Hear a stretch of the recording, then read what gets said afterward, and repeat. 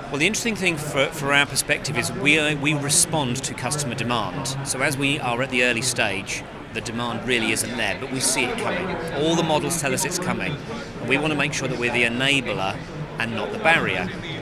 The challenge with all of that really is around what is the right thing to do and when in the right order to help make a market. When we look around the conference centre here, it is full of really bright ideas, clever platforms, devices and innovation. But all of that ultimately is plugged into the power networks. The challenge with power networks, though, is they're different. We have transmission level, so the big countrywide stuff, which is where we sit, and the regional power companies all have a different role to play.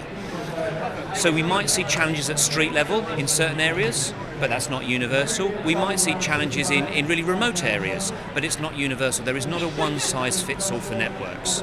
But what occurs to me is that networks, both transmission and distribution, need to work very collaboratively to serve a transport market. Whereas historically, networks have solved the challenge of an energy consumer at the distribution end and large-scale generators at the transmission end. That world is changing, and we are making sure that we are able to adapt as that market changes at pace. Do I see this as a turf war? No, not at all. So if you look at the transition to decarbonising our energy system, there are lots of interesting pieces in that journey.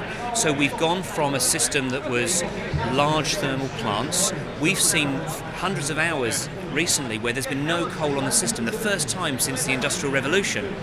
We also see the rise of wind farms and solar parks.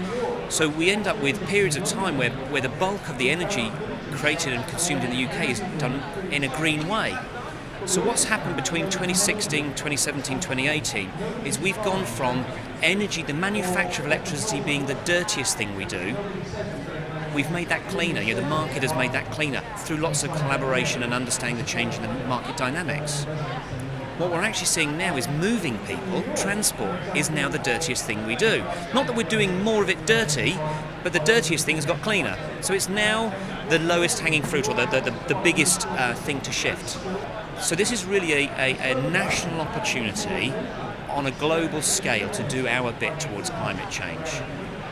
But the transport industry can't fix it alone. The energy sector can't fix it alone. What we really need is the three sectors to come together: energy, transport and digital, to make this seamless. And if we're going to do that at both the scale, the volume of what needs to happen, and the time scale, the only way to make that happen is that greater collaboration.